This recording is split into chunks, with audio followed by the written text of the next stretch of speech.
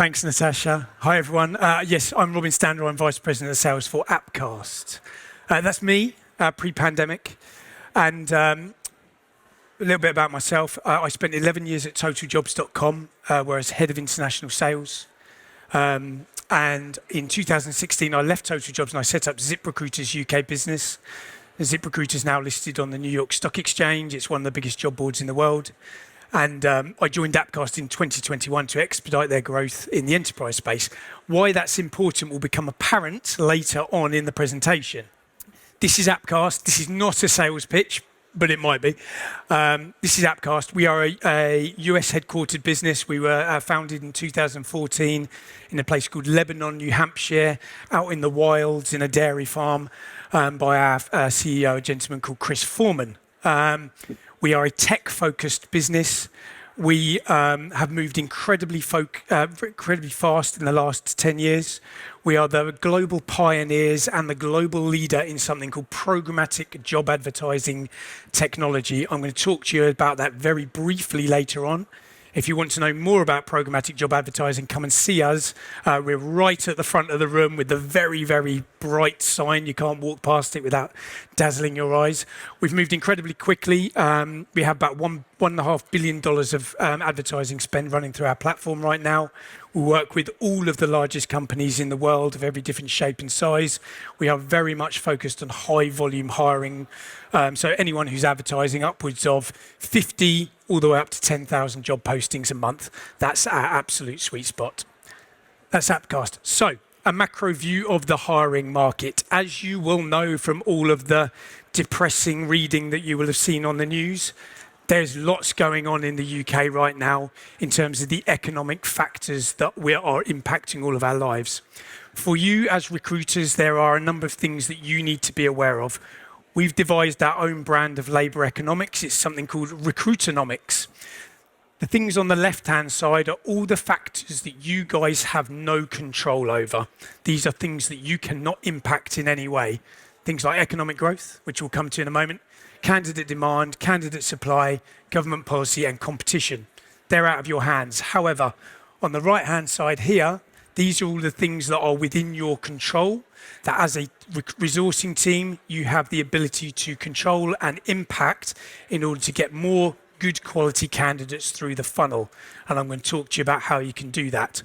All of these factors combined, when you add them together, impact the cost and the volume of the quality of the candidate that you're going to get coming through to your website. So this is where we're at right now. As you will have seen from looking at the news, things aren't particularly pretty right now. We've got rampant inflation in the UK, and the way of dealing with that is by increasing interest rates. We've got a cost of living crisis.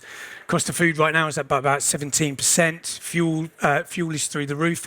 So things are pretty doomy and gloomy. And the OBR and the Bank of England predicted throughout 2022 that we would fall into a deep recession in 2023.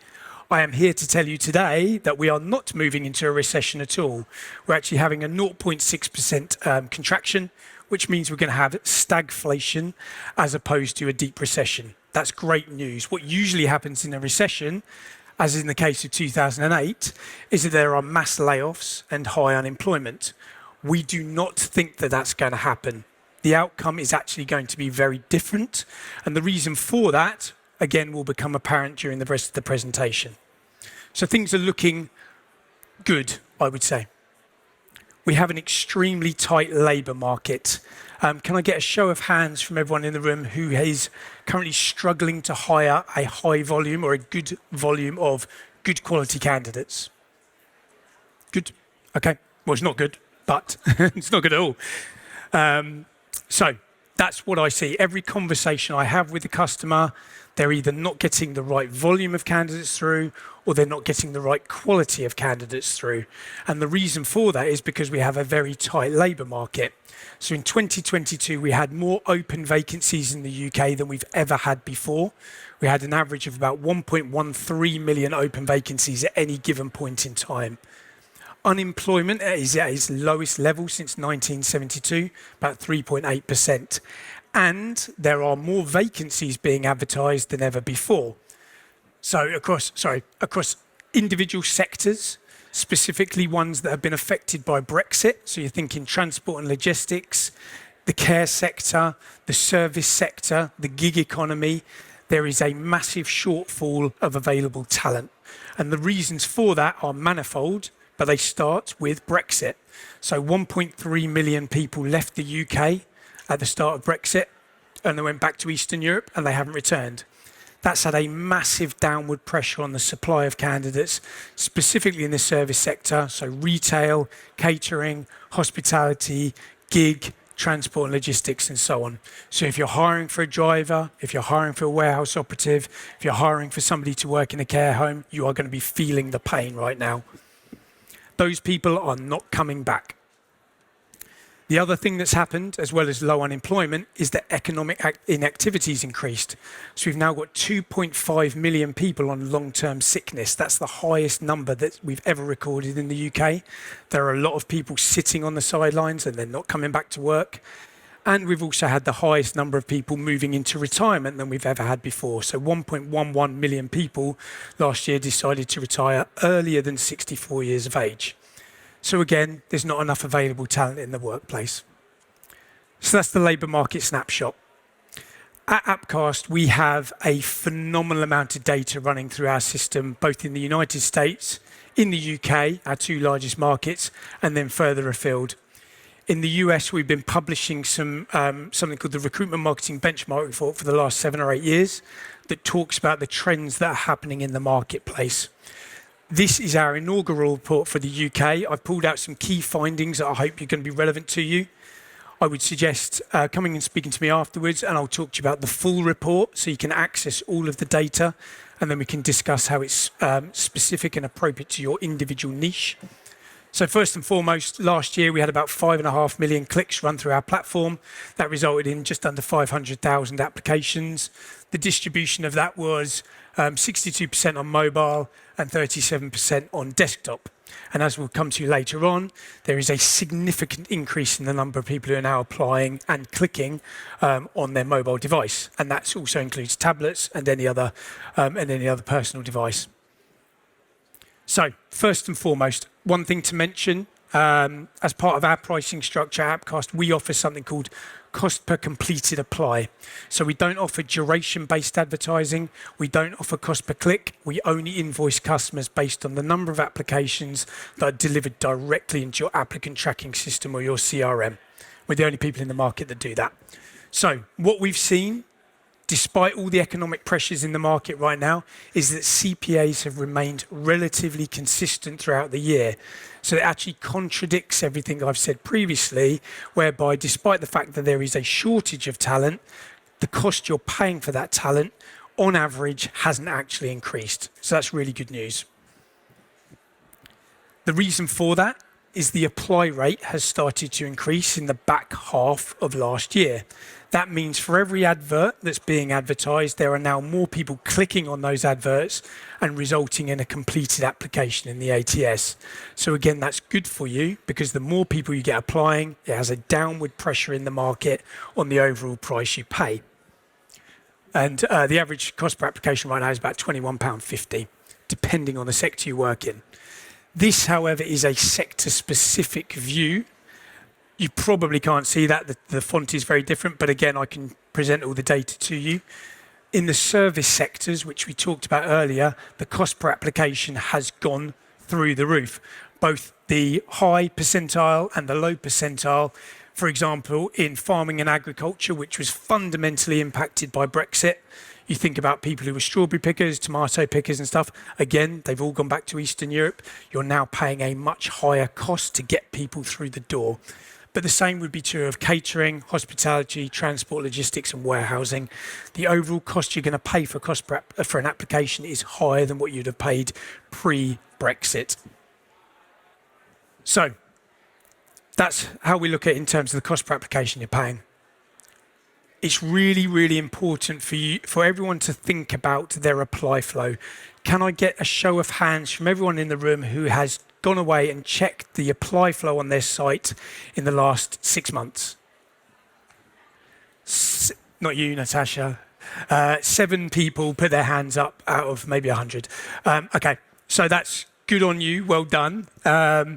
I would strongly suggest to everybody else in the room that they go away and they check their apply flow, see how long it takes you to apply for a job, look at the friction points that are raised for candidates when they're going through the apply flow. I have just finished running a campaign for, I'm not going to say who they are, but a police force, a very well-known police force, and the apply time was 53 minutes. And so for a candidate, and the conversion rate from click to application was 0.03%. That means we were driving tens of thousands of people through to their website who wanted to be a police officer, only to find that when they're on their mobile device, they still have to upload a copy of their university certificate. Now, I know where mine is, so I don't know where these other candidates are finding their university certificate.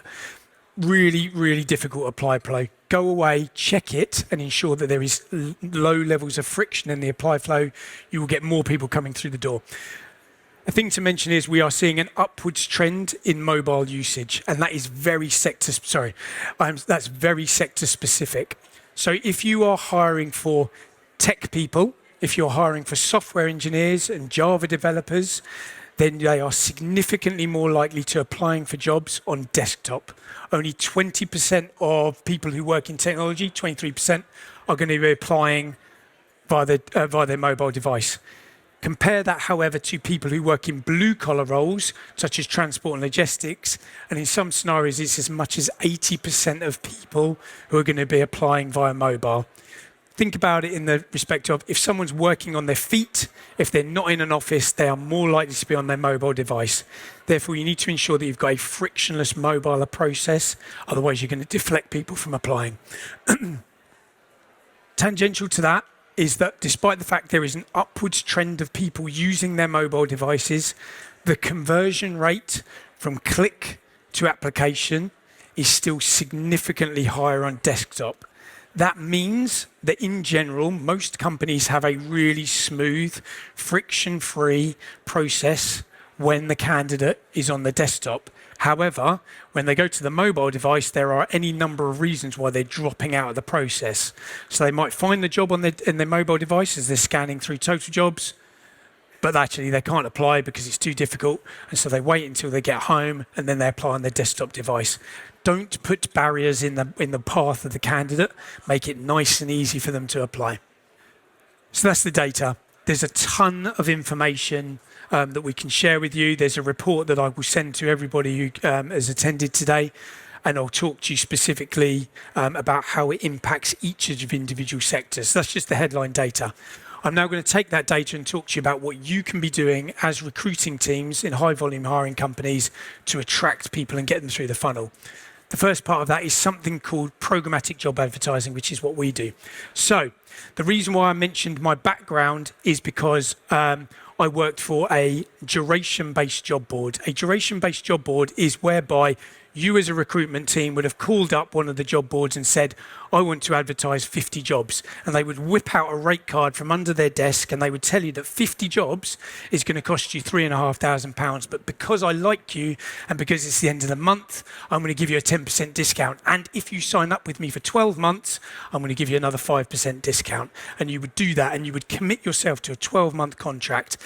But then, of course, the pandemic happened and you were locked into a contract that you didn't need because your hiring went through the floor. That's not a great way of working. The other thing that happens is it's not results-based. So irrespective of the response you get, whether you get one application, you get 500 applications, you get 10 hires, you get no applications, your invoice is payable in full. That's not a model that I agree with anymore. Then Indeed came into the market in 2011 and they offered something called cost per click, which meant for the first time you as a recruiting team could see the value of someone engaging with your advert and you paying for that engagement on a cost per click level. It might have been 10p a click, it might have been 50p a click.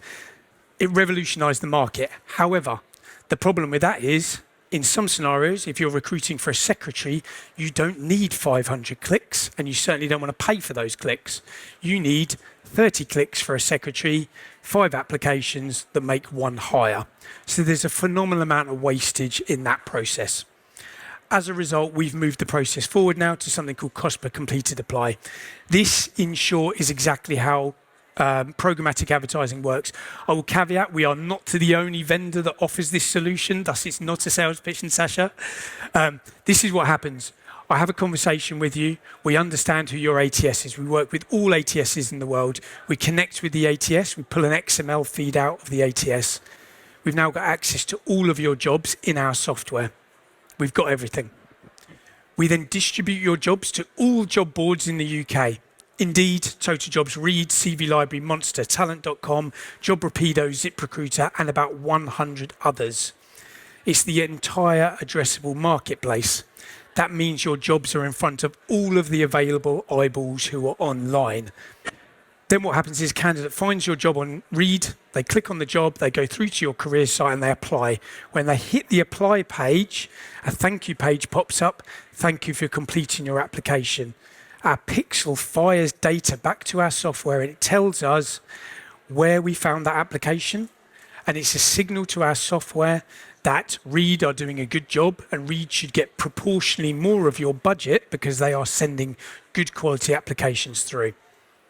The second part of this is that we do something called quality, which is whereby we extend the implementation with the ATS. And so as a company, you're going to say to me, thanks for sending all these applications, Robin, but where's the quality applicants? And so we will work with you to understand what quality means to your business, and then we will track it in the ATS. So if a quality candidate is anyone who's made it to second stage interview, we will track that candidate, we will measure it, so we can report on cost per interview, cost per second stage interview, cost per hire, volume of hires, and so on. And then we can optimize the performance of the campaign towards the sources of job seeker traffic that are delivering the applications that convert, rather than just charging you for applications that don't go anywhere in the funnel. This is the impact. So in every core metric of marketing and job advertising metrics, programmatic job advertising in the United States and the UK significantly outperforms traditional methods of advertising, bar none, whether that is campaign effectiveness, the number of applications you're going to receive, the diversity of source that you're going to receive, and the overall quality of the applicant. And all that is measurable as we go down the funnel. Okay, so that's the overview of programmatic. That's not the only part of this, though. So as we talked about earlier, we want to ensure that we've got a frictionless apply process for the candidate. So I'm now going to talk to you about how you can make that happen. First and foremost, for all those individuals that didn't put their hand up, please do go away and check your apply flow.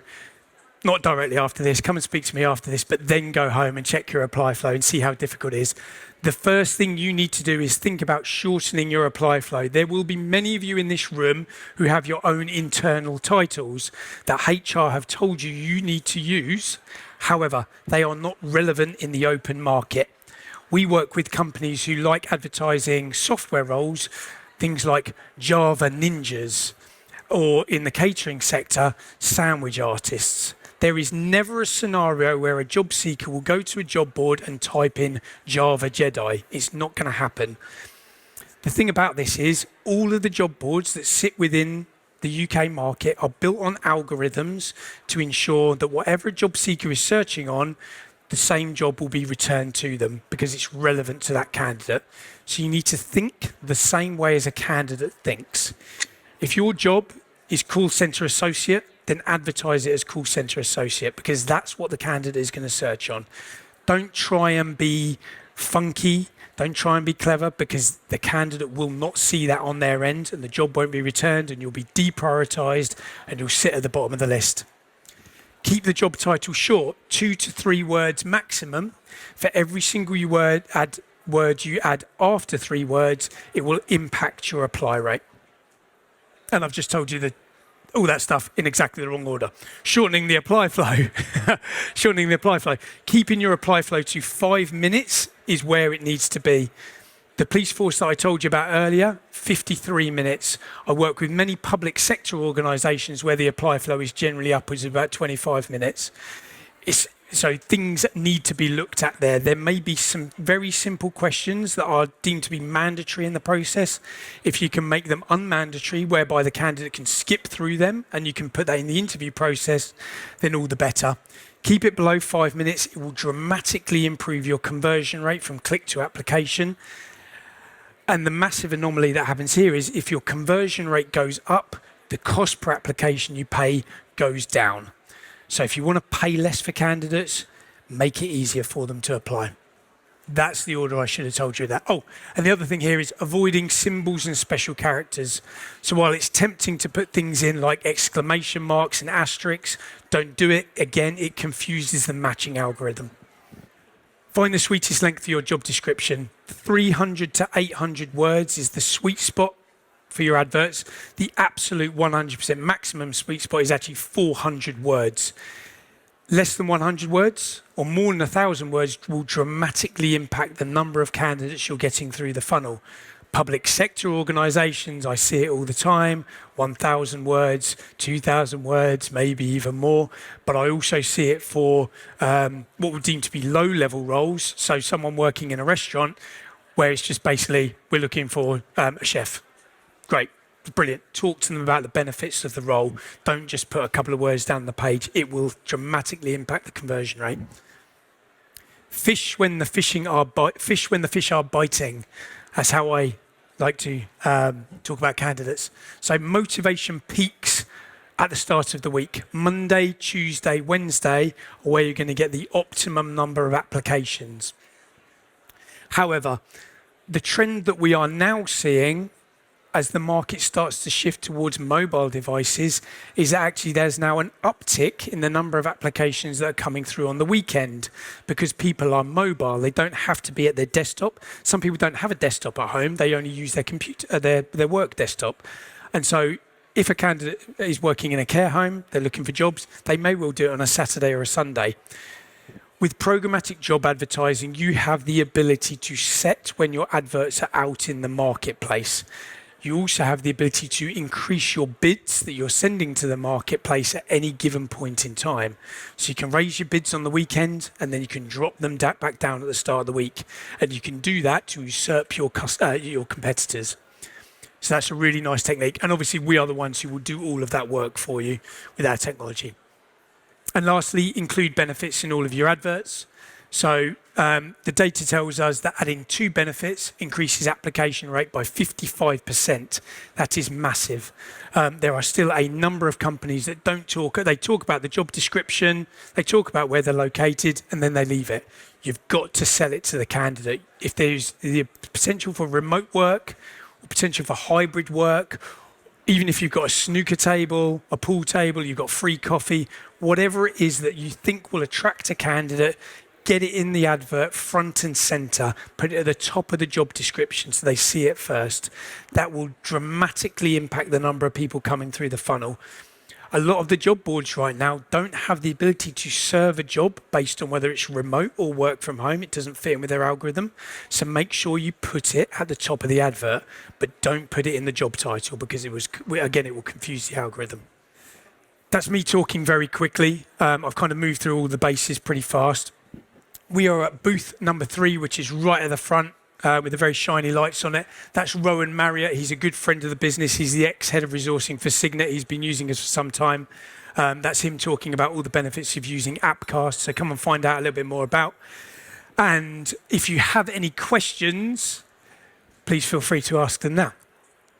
Big round of applause first, though, please, Robin.